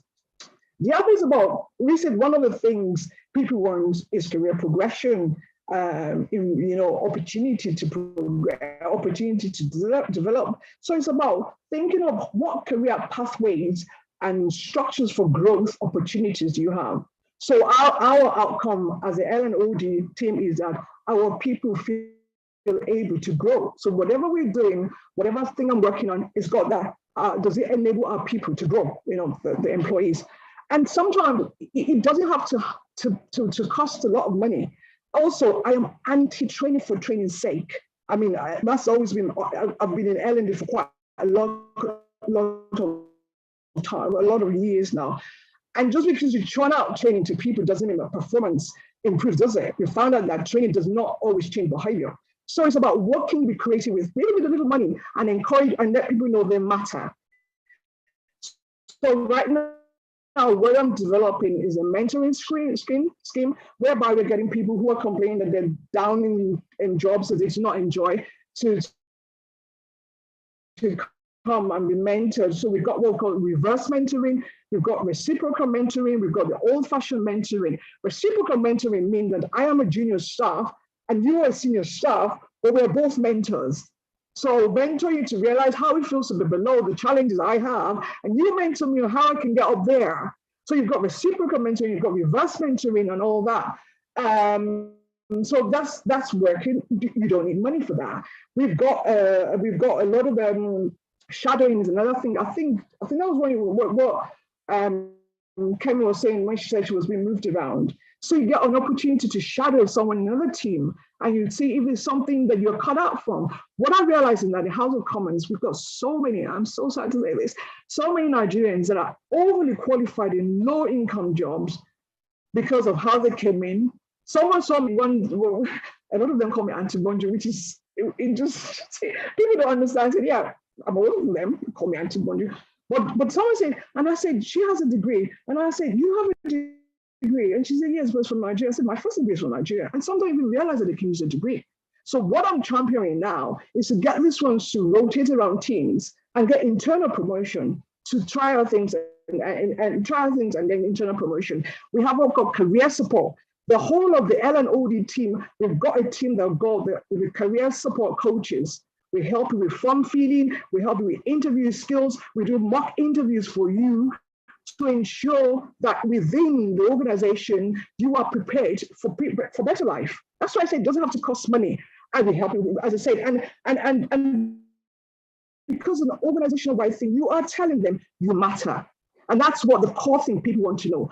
I matter, and you're concerned about my welfare. You know, so that's another. So I have look for those career pathways that they can develop. The mindset about looking at it as, you know, in Africa we've got this mentality that your guy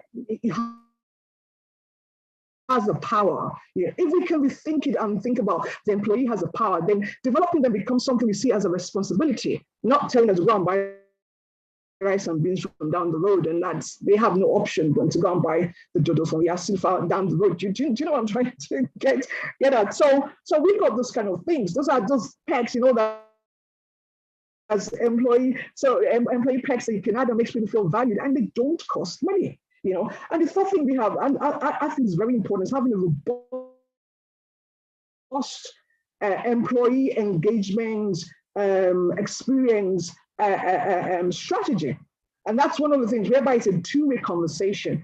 Don't forget, everyone wants to feel they matter. And when I feel I matter, I think was it Ayo Shaya that was talking about having shares, being part of shares. Sometimes you don't need to own shares to feel as if you matter. The fact that someone thinks about me ahead of what I'm thinking makes me feel I matter. So my work, as I said, with this estate-based, so we call them estate-based colleague because they work on the estate. It's called the parliamentary estate. And so so it's like, okay, so how can we, I'll be given what the project team I'm working on is how to improve the lived experience of this non-desperate staff, because the staff survey that went out after the COVID was so bitter from them having to come in, not having food on site and stuff. So how can we improve your lived experience? Now, the communication is two ways. So we've got steering groups of people who from this network, from that community, who we test ideas on, who will feedback to us. We've got people called voice champions, and voice champions are championing our values, organizational values in the teams, to make sure the teams are living up to it, to find people who have been maybe maltreated, you know, discriminated against our core values. And we've got what's called listening circles. And listening circles could just be a group like, let's hear what's happening to you, what's the challenges. That's how, so when you're giving them, when you're putting strategy together, people don't like things being done to them. They want to be done with them. So to have you have to co-create. That's a massive word we need to start looking at. So with that co-creation comes that oneness. So we have a leadership program going on in the House of Commons, which I'm one of the major leadership coaches in that, and it's based on social identity and theory. And social identity says that is an us-ness, US-ness. But we are all in it together, leadership, membership, followership, whatever you have. And so when you start to work with that, those are strategies that will help, that you can help retain or reduce people leaving. Those are the three things that I just thought. Excellent. I've learned a lot from what you've said. And basically, it's a question of being flexible and putting your mind towards ensuring that you take steps towards trying to make your employees happy. Which is I'm running out of time, so I'm going to quickly throw this question to Aramide. Aramide, in terms of succession planning and business continuity, the Great Resignation is going to have an impact on the operations of the company. And so basically it's going to disrupt your business continuity if you don't have a strong one. How then do you ensure business continuity and succession planning in the face of the Great Resignation from a governance point of view? Thank you. I think one of the ways is, like Bonju said, employee retention strategies, and I won't even attempt to touch that. I think Bonju has done a lot of justice to that because I was taking a lot of notes. But beyond that, it's beyond having the business continuity plan. I think a few things here and there that businesses can do. One thing I would say is, particularly when you work in teams, ensuring that all your team members are carried along on a particular task. And someone asks, okay, how do you do this? Simple things like just having a group email. In my team, we have a group email, and apart from confidential things, everyone is copied on that group email so that everyone knows what's going on in that department. And if today somebody goes on leave or somebody resigns, business can continue because everyone is aware of what the other is doing, and I think it helps. Another tip I would also give, it's also in terms of training. There was a time that and I know some office that used to do that. They would just pick their A stars. Oh, there's this training, their A stars. There's this training, and then at some point their A stars start resigning, leaving their B stars. So what happened? So it's to focus on all your employees. My mentor used to say one thing: a team is only as strong as its weakest link. So you have to ensure that every one of your team members, everybody in your team, they're all A stars. And by training, someone goes on training, they come back, they do a transfer training. And I find it's all those little things. It's not just to have a business continuity plan in paper, but it's also to put all these little things in place. I think like Omobalale said, COVID happened, and likewise, even in my own department, a lot of our processes paper-based, and we found ourselves scrambling to see that, people had to start buying data. They had to buy laptops for some people because we even had desktop laptops. So it's also putting all those arrangements in place, and COVID forced us to realize, okay, now we can't, people can't have desktops anymore. We need to phase it. We need to move into a phase where people have laptops. We need to move into a place where key members have data. We need to move into a place where all our paper documentations, they are digitalized, and there's also access in case another lockdown happens. So it's not just to have this paper, this nice fine prints in paper. It's by taking all those little steps here and there that ensures continuity of business. Thank you so much, Aramide. And then Kemi, I'm going to come to you next. I'm going to ask you, Kemi, are you there? What, from a HR practitioner point of view, what does the Great Resignation mean in terms of your job delivery? How are you able to manage this from an HR point of view? Okay, I think we've said a lot of things along that line today. And you would agree with me that in any organization, HR is just one part of it. And every leader, I won't say human resource managers alone, every leader in every organization must design a culture that would enable the employees stay for a long time. So they should come up with policies that will retain talent. You know, I walked into an office recently, and as I walked into that office, the first thing I saw was their company culture. They didn't even put the vision and the mission of the organization on board.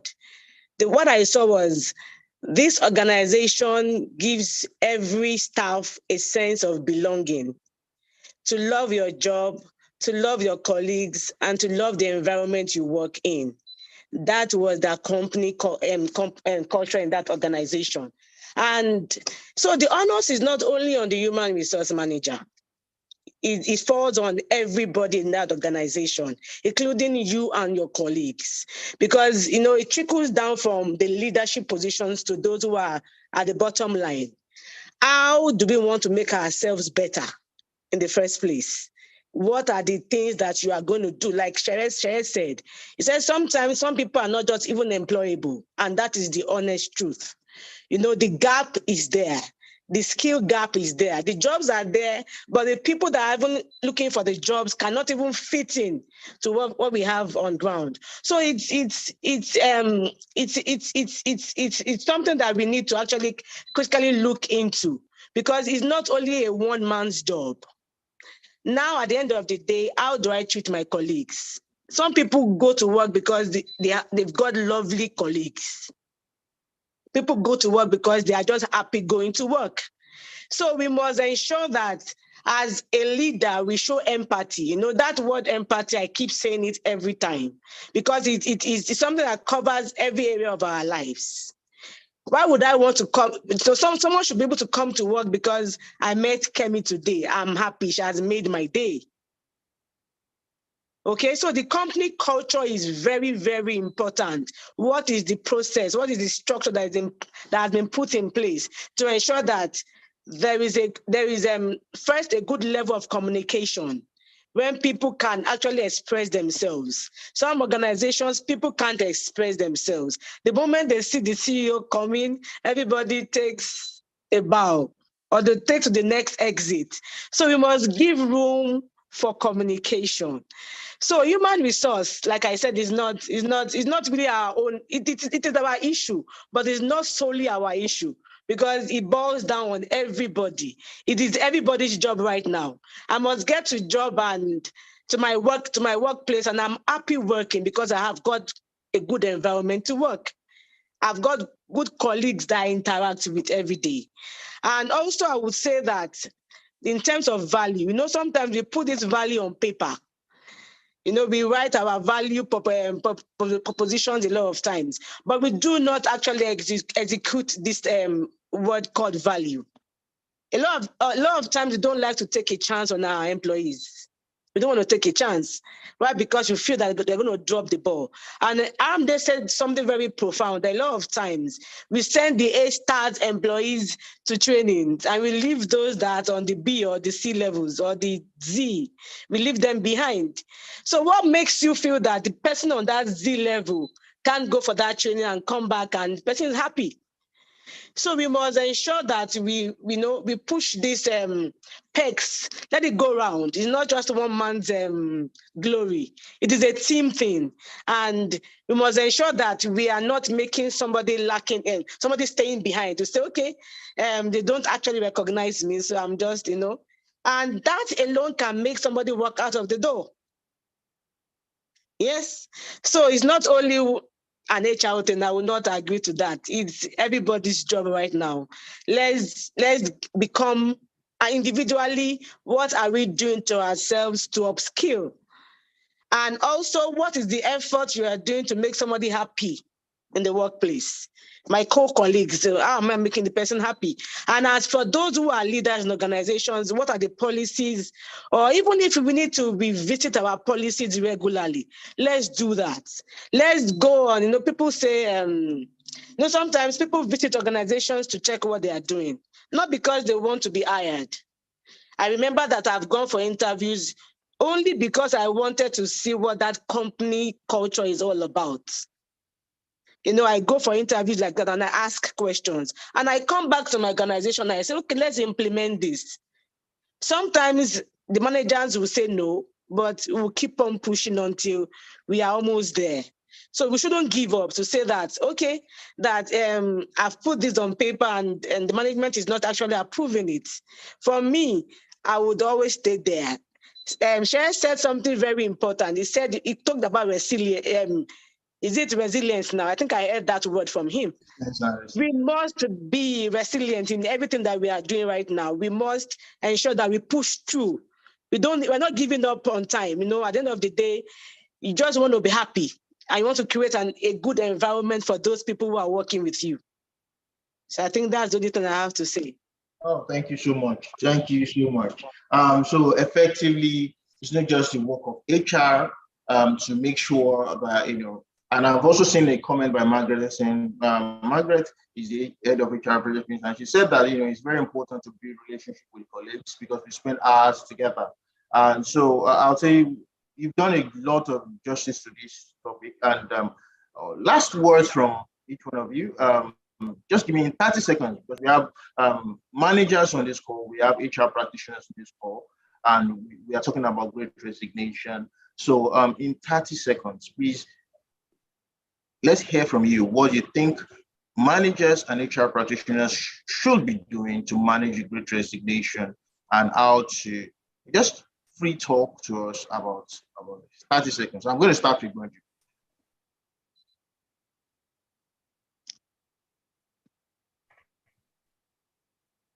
Did you say me? Yeah. Oh, sorry, it keeps cutting out. Yes, I'll start with you. 30 seconds. Just tell us, talk to us.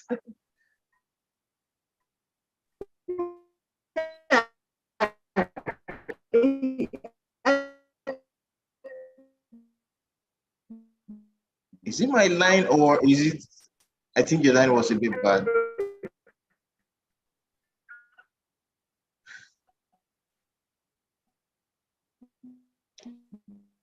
Aramide, is it? Can you hear Bonju? Okay. Bonju, I think your network is a bit bad. So hands on deck. The manager's role is very important. Okay. And so to have regular catch up with their staff to be open.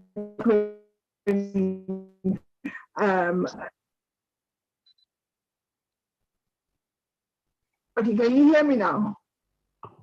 Can you hear me? Yes, I can hear you. Bola, can you hear Bonju? Aramide, can you hear? Okay, thank you. Please go ahead.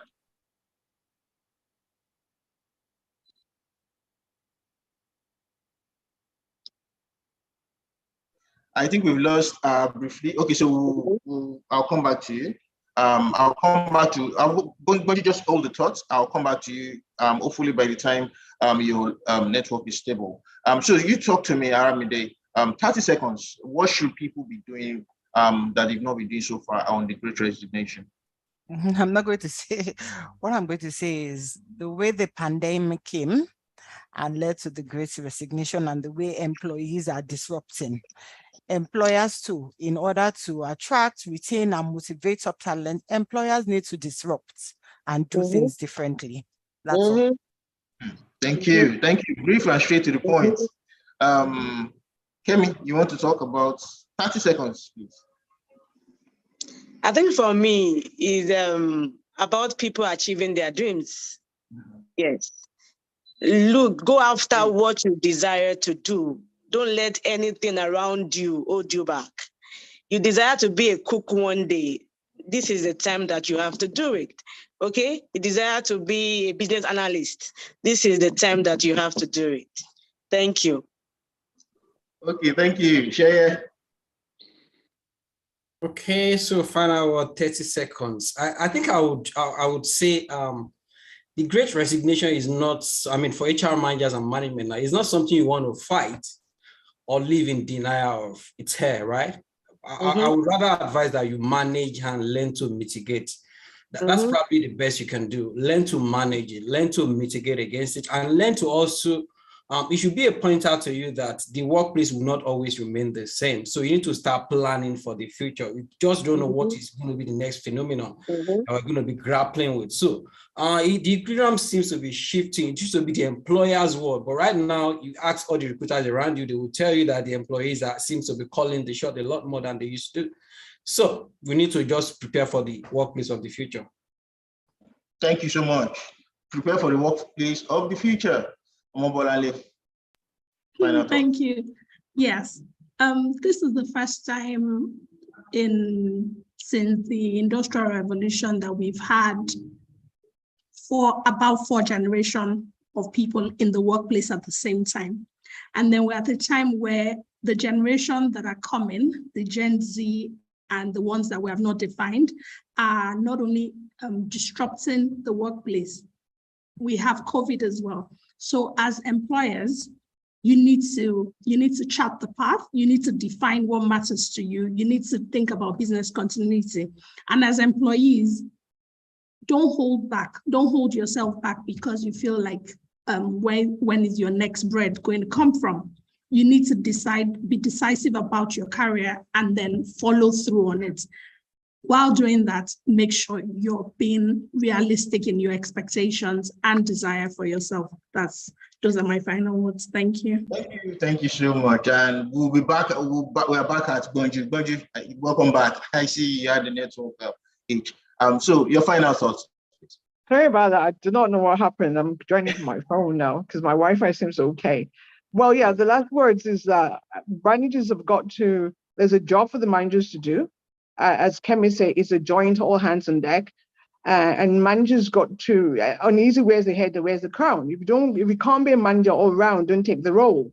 So you've got to make sure that you have regular conversations with your team to ensure that they're in a good way. There has to be a big level of trust between the two of you, between manager and the team members.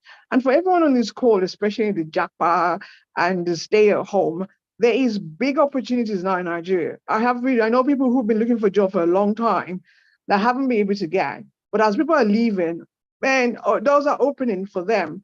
And there's something Shea said, you've got to be ready. There's some emails I get from people for help. It's because I'm a coach. I do a lot of career coaching, and I just can't even be bothered with following up. Make sure you're ready. Make sure you tick all the boxes because there are great opportunities right now in Nigeria.